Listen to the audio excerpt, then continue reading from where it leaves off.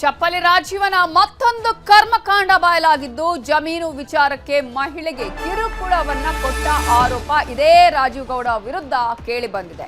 ರಾಜೀವ್ ಗೌಡ ಕಿರುಕುಳವನ್ನ ನೆನೆದು ಮಹಿಳೆ ಕಣ್ಣೀರ್ ಹಾಕಿದ್ದಾರೆ. ಸಾಮಾನ್ಯನಾದದಲ್ಲ ಈತ, ಇಂಥದ್ದೇ ಕೆಲಸವನ್ನ ಮಾಡ್ಕೊಂಡು ಬಂದಿರೋದು. ಇದಕ್ಕೆ ಈತನಿಗೆ ರಾಜಕೀಯ ಕೂಡ ಅದಕ್ಕೆ ಸಪೋರ್ಟ್ ಆಗಿರುವ ರೀತಿಯಾಗಿ ಕಾಣಿಸ್ತಾ ಇದೆ. ಸೊ ಈ ರೀತಿಯಾಗಿ ಈತ ಪ್ರತಿಯೊಬ್ಬರಿಗೂ ಸಾಕಷ್ಟು ಕಿರುಕುಳವನ್ನ ಕೊಟ್ಟಿದ್ದಾನೆ ಅನ್ನುವಂತಹ ಆರೋಪಗಳು ಈಗ ಒಬ್ಬೊಬ್ಬರಾಗಿ ತಮ್ಮ ನೋವನ್ನ ಹಂಚಿಕೊಳ್ತಾ ಇದ್ದಾರೆ. ಜಮೀನು ಸೈಟ್ ವಿಚಾರದಲ್ಲಿ ಕಿರುಕುಳವನ್ನ ಕೊಟ್ಟಿದ್ದು ವಂಚನೆಯ ಆರೋಪ ಕೇಳಿ ಬಂದಿದೆ. ಆಶಾಲತಾ ಅನ್ನುವಾಕೆ ರಾಜೀವ್ ಮೇಲೆ ಆರೋಪವನ್ನ ಮಾಡಿದ್ದು ನ್ಯೂಸ್ 18 ಜೊತೆಗೆ ತಮ್ಮ ನೋವನ್ನ ತೋಡ್ಕೊಂಡಿದ್ದಾರೆ ಮಹಿಳೆ. ಹೊಸಕೋಟೆ ತಾಲೂಕಿನ ಸ್ವತಃ ಮಂಡೂರು ಪಂಚಾಯಿತಿ ವ್ಯಾಪ್ತಿಯಲ್ಲೇ ರಾಜೀವ್ ಗೌಡ ಮಹಾ ವಂಚನೆಯನ್ನ ಎಸಗಿದ್ದು ಈಗಾಗಲೇ ಜಮೀನು ವಿಚಾರಕ್ಕೆ ಮಹಿಳೆಗೆ ಕಿರುಕುಳವನ್ನ ಕೊಟ್ಟಿದ್ದಾನೆ ಅನ್ನುವಂತಹ ಆರೋಪಕ್ಕೆ ಸಂಬಂಧಪಟ್ಟ ಹಾಗೆ ಆತನ ಕಿರುಕುಳವನ್ನ ನೆನೆದು ನ್ಯೂಸ್ 18 ಜೊತೆ ತಮ್ಮ ಅಳಲನ್ನ ಮಹಿಳೆ ತೋಡ್ಕೊಂಡಿದ್ದಾರೆ, ಕಣ್ಣೀರು ಹಾಕಿದ್ದಾರೆ. ಈತ ಈ ಹಿಂದೆ ಕೂಡ ಇಂತಹ ಅನೇಕ ಕೆಲಸಗಳನ್ನ ಮಾಡಿದ್ದಾನೆ. ಇದೀಗ ಈ ಕೃತ್ಯ ಈಗ ಬಯಲಿಗೆ ಬಂದಿರುವುದು ಪೌರಾಯುಕ್ತೆ ನೇರವಾಗಿ ದಿಟ್ಟವಾಗಿ ಈಗ ಎದುರಿಸಿ FIR ಅನ್ನ ದಾಖಲು ಮಾಡಲಾಗಿದ್ದಾರೆ. ಸೊ ಈ ವಿಚಾರಕ್ಕೆ ಸಂಬಂಧಪಟ್ಟ ಹಾಗೆ ನಮ್ಮ ರಿಪೋರ್ಟರ್ ದತ್ತಾತ್ರೇಯ ಮಹಿಳೆಯ ಜೊತೆಗೆ ಮಾತನಾಡಿದ್ದಾರೆ. ಏನು ಹೇಳಿದ್ದಾರೆ ನೋಡಿ. ಶಿಡ್ಲಘಟ್ಟ ನಗರಸಭೆ ಪೌರಾಯುಕ್ತೆ ಅಮೃತಾ ಗೌಡಗೆ ಬೆದರಿಕೆ ಪ್ರಕರಣದ ಬಳಿಕ ಈಗ ಮತ್ತಷ್ಟು ಮಹಿಳೆಯರು ಈಗ ರಾಜೀವ್ ಗೌಡನ ವಿರುದ್ಧ ದೂರನ್ನ ದಾಖಲಿಸಿರುವ ವಿಚಾರಕ್ಕೆ ಸಂಬಂಧಿಸಿದಂತೆ ನಮ್ಮ ಬಳಿ ಈಗ ಮತ್ತಷ್ಟು ಮಾಹಿತಿಯನ್ನ ಹೇಳಲು ಪ್ರಯತ್ನಿಸುವ ಮುಂದಾಗ್ತಾ ಇರುವಂತದ್ದು. ಮೇಡಮ್, ತಮ್ಮ ಹೆಸರು, ಏನು ಆರೋಪ ಮಾಡ್ತಾ ಇದ್ರೆ ಆ ವ್ಯಕ್ತಿ ಬಗ್ಗೆ? ಈಗ ಸರ್, ರಾಜಣ್ಣ ಅನ್ನೋರು ರಾಜೀವ್ ಗೌಡ ಅಂತ ಅವ್ರ ಹೆಸರು. ಇವಾಗ ಫಸ್ಟೆಲ್ಲ ರಾಜಣ್ಣ ಅಂತಲೇ ಇದ್ದಿದ್ದು, ಇವಾಗ ರಾಜೀವ್ ಗೌಡ ಅಂತ ಚೇಂಜ್ ಮಾಡ್ಕೊಂಡಿದ್ದಾರೆ. ಅವರು ನನಗೆ ಒಂದು 10 ವರ್ಷಗಳ ಹಿಂದೆ, 13 ವರ್ಷಗಳು ಅಂದರೆ 10 ವರ್ಷಗಳ ಹಿಂದೆ ನನ್ನ ಜಮೀನನ್ನು ಅಗ್ರಿಮೆಂಟ್ ಮಾಡಿಸ್ಕೊಂಡಿರ್ತಾರೆ ಸರ್. GPAನೂ ಮಾಡಿಸ್ಕೊಂಡಿದ್ದಾರೆ. ಅದು GPA ಮತ್ತು ಅಗ್ರಿಮೆಂಟ್ ಆಗಿರೋದು ಕೂಡ ನನಗೆ ಅದು ತಿಳಿಸಿಲ್ಲ ಅವರು.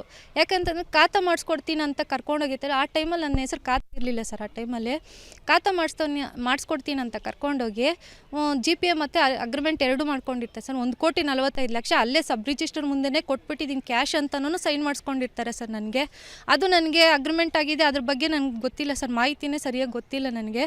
ಆ ಚೆಕ್ಗಳನ್ನೆಲ್ಲ ಎಲ್ಲ ಚೆಕ್ಗಳು ಚೆಕ್ ಬೌನ್ಸ್ ಆಗಿರ್ತವೆ, ಎಲ್ಲ ಚೆಕ್ಗಳು ಚೆಕ್ ಬೌನ್ಸ್ ಆಗಿರ್ತವೆ. ಈತನ ಹತ್ರ ಸುಮಾರು ನಾನು ಡಿಲ್ವರಿಗಂತ ಹೋಗಿ ಸರ್, ಡಿಲ್ವರಿ ಆಗೋ ತನಕ ಅವ್ನ ಆಫೀಸ್ ಸುತ್ತಿದ್ದೀನಿ, ಅವ್ನ ಕಣ್ಣೇ ಬಂದಿಲ್ಲ ಸರ್. ಲಾಸ್ಟಲ್ಲೇ ಆಗಿಲ್ಲ, ನಮ್ಮ ಕೈಯಲ್ಲಿ ಆಗಿಲ್ಲ ಅಂದಾಗ ನಾವು ಹೋಗಿ GPA ಕ್ಯಾನ್ಸಲ್ ಮಾಡಿರ್ತೀನಿ ಸರ್.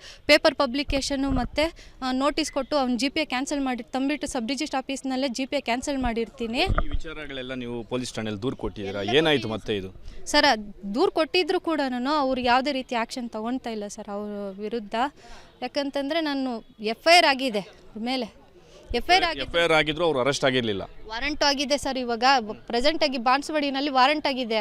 ಅವ್ನು ಕೋರ್ಟ್ಗೆ ಬರ್ತಾ ಇಲ್ಲ, ವಾರಂಟ್ ರೀಕಲ್ ಮಾಡ್ಕೊಂಡಿಲ್ಲ. ಅಟ್ರಾಸಿಟಿ ಕೇಸಲ್ಲಿ ವಾರಂಟ್ ಆಗಿದೆ ಸರ್. ಈಗ ನಾನು ಅರೆಸ್ಟ್ ಮಾಡಿ ಅಂತಂದಾಗ ಅವ್ರು ಏನು ಮಾಡ್ತಾಯಿದ್ದಾರೆ, ಇಂಟ್ರೆಸ್ಟ್ ತೋರಿಸ್ತಾ ಇಲ್ಲ ಸರ್. ಏನು ನಾವು ಸಾಮಾನ್ಯ ಹೆಣ್ಮಗಳು ಸರ್, ಯಾರಿಗೂ ಅಮೃತಗಳು ಅವ್ರಿಗೆ ನ್ಯಾಯ ಸಿಕ್ಕಿಲ್ಲ ಅಂತಂದರೆ ನಮಗಿನ್ನು ಸಾಮಾನ್ಯದವ್ರಿಗೆ ಎಲ್ಲಿ ಯಾವ ಥರ ಅವ್ರು ರೆಸ್ಪಾನ್ಸ್ ಮಾಡ್ತಾರೆ ಸರ್ ಪೊಲೀಸ್ನವರು.